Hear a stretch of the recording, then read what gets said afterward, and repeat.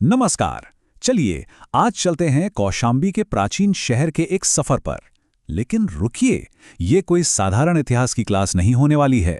हम कौशांबी को समझने वाले हैं एक कविता की नज़रों से, एक ऐसी नज़्म जो आज भी वहां की दीवारों में गूंजती है।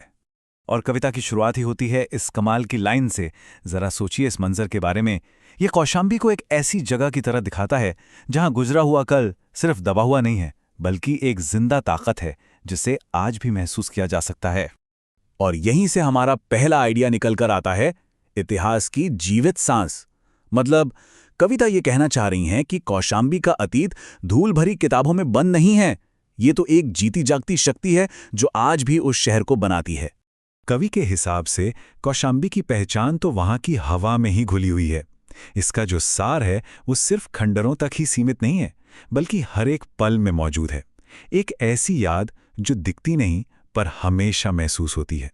और ये जिंदा इतिहास सिर्फ हवा तक नहीं है, ये जमीन में भी उतरा हुआ है। कविता इसकी मिट्टी को एक ऐसी जगह बताती है जहां सभ्यता का सम्मान बसा हुआ है। ये सिर्फ धूल और पत्थर नहीं है, बल्कि एक महान संस्कृति की बुनियाद है। तो अब तक तो हमने हवा और मिट्टी की बात की। चलिए अब उन चीजों को देखते हैं जिन्हें हम छू सकते हैं, यानी वो खंडहर। आखिर ये खामोश खंडहर कौन सी कहानियां अपने अंदर समेटे हुए हैं? कविता में जिक्र आता है किलों का, स्तूपों का और खंडरों का। पर ये सिर्फ बेजान इमारतें नहीं हैं। नहीं, ये तो इस कहानी के वो खामोश किरदार हैं जिन्होंने सदियों को अपनी आंखों के सामने गुजरते हुए देखा है। तो कविता हमें एक पल रुककर सोचने पर मजबूर करती है। आखिर ये खंडहर कौन सी अनकही कहानियां सुनाते हैं?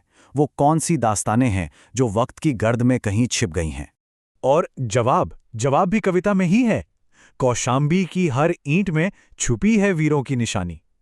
मतलब ये सिर्फ टूटती बिखरती इमारतें नहीं हैं, बल्कि उन अनगिनत वीरों के नाम की यादगार हैं, जिनकी बहादुरी और बलिदान की कहानी हर ईंट में बसी है। अब इन इमारतों से आगे बढ़कर कविता हमें कौशांबी की रूह, उसकी आत्मा में ले जाती है। ये जगह सिर्फ किलों और नायकों की धरती नहीं थी, ये उससे कहीं कहीं ज्यादा थी। कविता दो बहुत ही खास बातों से कौशांबी के आध्यात्मिक महत्व को समझाती है। एक तो ये कि ये पवित्र गंगा और यमुना नदियों के संगम पर बसी है, और दूसरी ये कि ये वो जगह है जहां कभी बुद्ध की शिक्षाएं गूंजा करती थीं।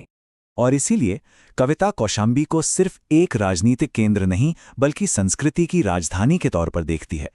ये एक ऐसी जगह थी जिसने सदियों तक इस पूरे इलाके की रूहानी और कलात्मक जिंदगी को एक दिशा दी।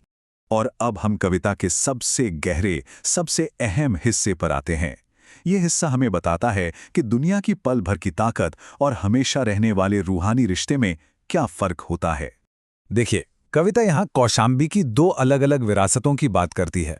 एक तरफ है दुनियावी शान के प्रतीक ताज और तख्त, जिन पर कौशांबी को कोई नाज नहीं है, और दूसरी तरफ है उसकी असली विरासत, भारत की आत्मा से उसका अटूट रिश्ता।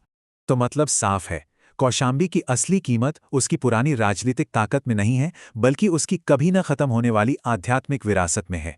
ये एक ऐसी विरासत है जो दुनिया की किसी भी ताकत और शानो शौकत से कहीं ज्यादा बड़ी है।